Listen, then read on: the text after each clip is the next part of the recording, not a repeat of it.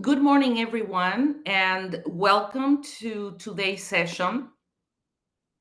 I'm so glad everybody's here. And just as a kickoff for everybody, I want to make sure and say that when we thought about this topic and this Q&A for you all, leading with humanity in the digital transformation era and the digital age, if you may, we always think about leading for each and every person, meaning you don't have to necessarily be a leader as a title, but we always are leading ourselves, leading to the next thing, leading to the next phase, etc. So I wanted to start with that, and just also with a quick picture here.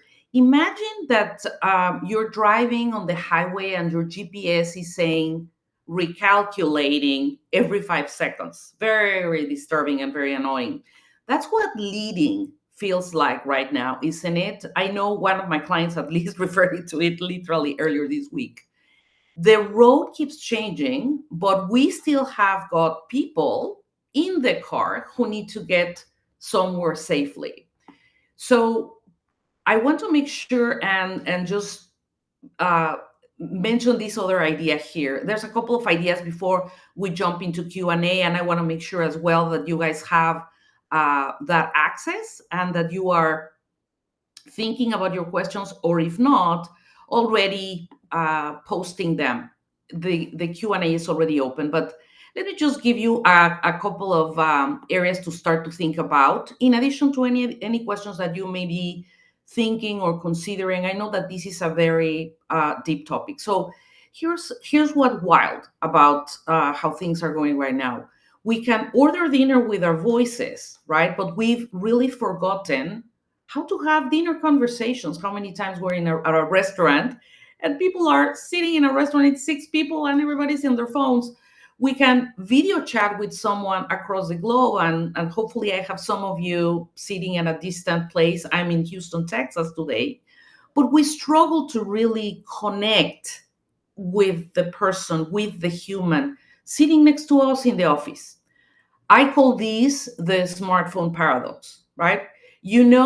When you're all sitting around the table and everyone is staring at their phones, what is the feeling that we all get? I mean, we're more connected than ever before, but we're also more and more isolated than ever before as well. I mean, that is actually one of the new epidemics that we have, this isolation and this loneliness generated by all these complexities.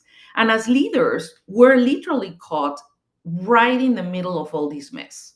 Now, if I take this to thinking about digital transformation, it is not really like switching from a bike. I was riding a bike and now I'm, riding or driving a car. It's more really like learning how to fly while we're still trying to learn how to walk. It sometimes feel like that. And somewhere in all of these rushing around, when we start to use all these apps, AI every single day and automation, we're always forgetting or keep forgetting about something very basic: the people that we're trying to help, the people that we're trying to lead. I'll share this analogy that for me paints the picture really well. Think about it. You have the fanciest kitchen in the world. I love to cook. I hope some others do. But if you don't know how to cook with love, the food still tastes empty. Technology is this fancy kitchen, but the secret ingredient, it's still us. It's still human. I'm Anna Smith. My clients call me the mindset architect. That's where I work with them. And like many of you, many driven professionals, many driven leaders, I used to wear my exhaustion and my busyness as a badge of honor until I realized I was optimizing for depletion and not for performance. So that is where I have put all of my focus in the past years, and I have done a lot of research around this. So without further ado, I want to make sure and I answer questions for all of you, things that might be on your mind about how do you optimize your leadership, whether it's leading yourself or leading others in this day and age. So let me know. I'm all ears. And if not, I'll throw a couple of questions for you. I'll also have those. Okay. Well, while you guys think about, another question that or a question that you guys may have in your mind is one that frequently comes, in my coaching sessions or in my conversations with leaders, and this is how do I prepare my team or even my organization for changes as we're seeing right now that I personally cannot even imagine. So one of the ways in which I strongly recommend leaders to start thinking about this is to start to build what I call adaptive capacity, not perfect plans. So what this means is teaching your people to learn and unlearn so that they can relearn quickly. And what needs to happen, the atmosphere that needs to be created, the environment that needs to be created is one of psychological safety, so that even if they fail, even if things don't go well, as they try to do things, failure is embraced as part of the process and not as something that is a mistake that people are creating. Okay, so remember that the future is really for those organizations that can really very quickly start, understand if the product or system or service that they're creating is going to work, and if it's not, that they can pivot, okay, very very quickly. In order for organizations, for teams, etc., to be able to do that, you have to create this environment of psychological safety and adaptive creativity. So hopefully that helps some of you. Um, Let me bring here a question from one of you. Thank you. So how do I stay human when I am drowning in digital demands? Isn't this an important question? Because believe me, this happens to each and every one of us. Remember, we're not machines, we're humans. So you cannot pour from an empty cup, right? So what I mean by that is you have to ensure that within your day schedule you include what I call, or what it's called, analog time, meaning there's no technology. 15 minutes at least daily with no screens. And if you can insert them as part of your calendar, 15 minutes, 15 minutes, 15-minute blocks throughout the day, and start with one 15-minute block. Don't try to boil the ocean in one day. Start with 15 minutes. Another very interesting idea, now that the weather is amazing, I know it is here where I live, take walking meetings, right? It makes them shorter. It allows for an opportunity to just have conversations and focus on what the other person is saying versus having to be always looking at a screen. When you, for example, send an email and send an email to someone in your team, instead of signing it off with a general closing, how are you really doing? I know you were doing this. I know you were in the middle of this, personal circumstance. How are you really doing? Let me know, or feel free to give me a call. Anything that you can help your team members, your peers, etc., people that you are, because people come and look at you for leadership and for thought. Anything that you can do to help them feel human is really very very key. Remember, our humanity, your humanity, is really not a luxury. It is really what fuels the leadership fuel tank. Okay, so think about it from that angle. I think it can be really really helpful. So let me see if there is questions that we may have. um and just checking here. If not, I will let you guys know about one very typical question that frequently the leaders that I work with individual contributors, we are concerned about how can I have an authentic conversation where a lot of our connections, if you may, are over video calls. And one of the best ways, at least I've had, there's a multitude of them, but start every video call with at least a 60 or 120-second space in the meeting for doing quick check-ins. Uh, Make sure that everybody has their camera on. Make sure that everybody knows these rules of engagement, if you may. But what I mean by a check-in is, rather than saying how are you doing and what is, like the typical question, how are you today, is like something along the lines of, what are you feeling today, what are you thinking today, what is impeding your work today, what is in your mind today, if you may. There's different ways, whatever is suitable for you. The important thing is, ask for something that is not going to give us a I'm okay or I'm fine. That's probably one of the most dangerous words, because everybody says I'm fine when they're really not. And when you start a conversation or a meeting, in this case, you always want to make sure and understand where people are in, and where people are at, and also acknowledge that everybody is really, going through things. It's normal. We're human. It's not a matter of sharing your life story. It's a simple sentence that tells us, I'm overwhelmed. I have a lot going on with, my ailing mom or whatever, etc. So at least we can acknowledge that there's things in Anna's mind around that topic. Or, you know what, no, I'm actually looking forward to the weekend. I'm going to take the kids camping. That's amazing, fantastic. We all have things going on, but take the time to check in with your team and do the same at the end. And I know I'm asking a lot, because obviously time is of the essence, but if you design your meetings in a way that have an agenda, that are to the point, etc., they're going to be a lot more powerful, obviously. Let me see. We have another question here. So, how do I stay human when? I'm sorry, that is not the one I wanted to bring.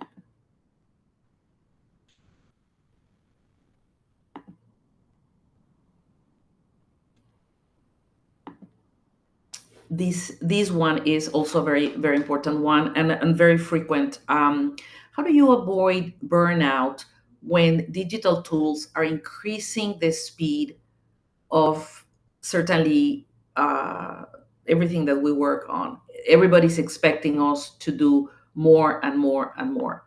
So as you start to think about your digital tools, it's very, very important to acknowledge the fact that they are tools, they are resources, etc. But we always have, people in the team that are more tech savvy, know how to use tools in a faster way. So one very important and quick one is, if you see someone, particularly, this is for an extreme case of burnout, or somebody that is really like not even knowing where to start, or where things begin. They're very confused. You can pair them with someone else in the team and help them drive that newness of the tools, so that they can start to learn about them and start to get more familiar with them, and do that for a week or so. Now, if I take it in general, you as a leader have a fantastic opportunity here, because if you decide and align and provide expectations to your team of what are the main tools, or what are the main ways in which you guys are going to be working, that is going to give you an advantage. Let me give you an example. If you have, I remember, we did this exercise with a client. um, Understand what are some of the different tools that they're using. And for example, when we did the analysis on how many communication ways they had, I'm talking about Slack, I'm talking about WhatsApp, I'm talking about Messenger, and other ways of communication. We identified that they had in their team, they had 7 ways to communicate. So the team's conversation, WhatsApp, Messenger, etc. So there was an array of ways in which people could get bombarded. So as a leader, if you do a quick audit, ask your team, how are you communicating every day? What are your top 2 tools? How do you generate a presentation? What are the tools that you're generating? What are the tools that you're using for presentations, etc.? You're going to get a quick audit from what the tools are being used inside the organization. And let's not forget that there's others, right? There's travel systems. There's a multitude of things that have to be completed.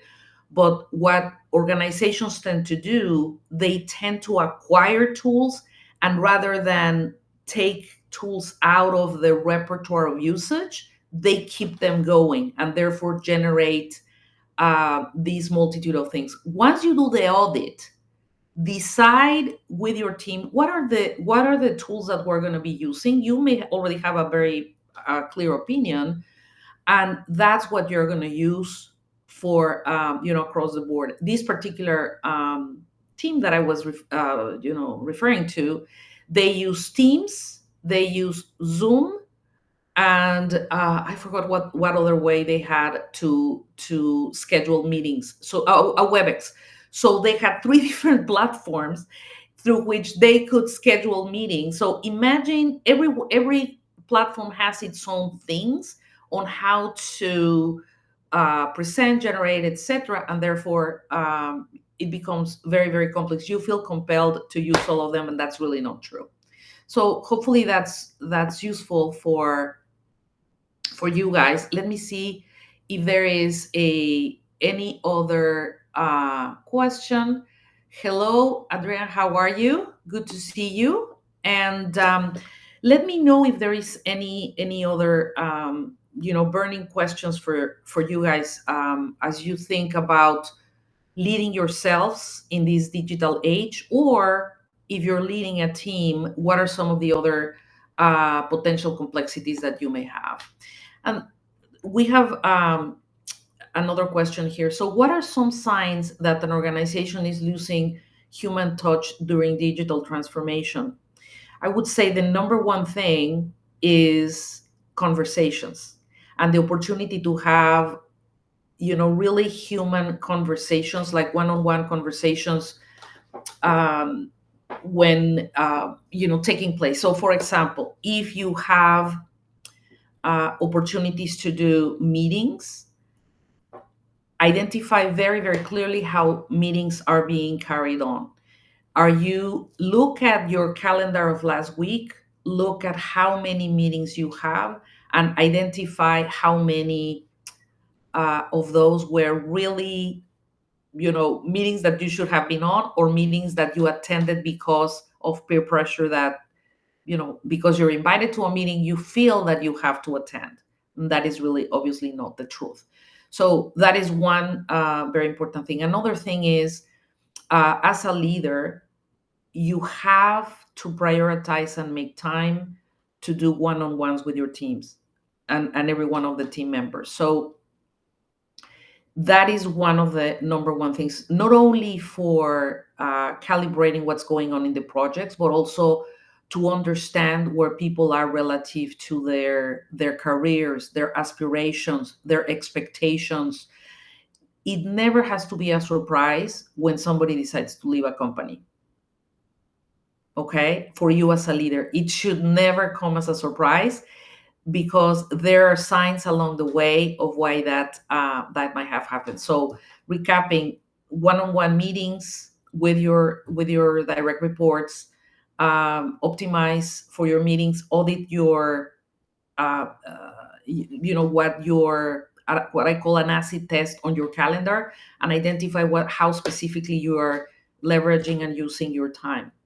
Remember that the opportunity really resides for all of us when we think about leadership. Leadership is really a mindset. as I started saying when I kick off the conversation. It is really a mindset. You start to have responsibilities when you have to lead others, for sure, but it is really a mindset. And what that means is, do you really provide or bring others into the conversation? Do you really allow for other people to flourish? Do you really understand where people want to go in terms of their careers and their aspirations? Do you really become the sponsor of people in your team, etc.? Remember that and it's also a choice. Not everybody's caught necessarily to have a leadership role by title. Remember, this is probably an interesting stat for all of you, most people that are promoted into leadership have never had a class on leadership, ever.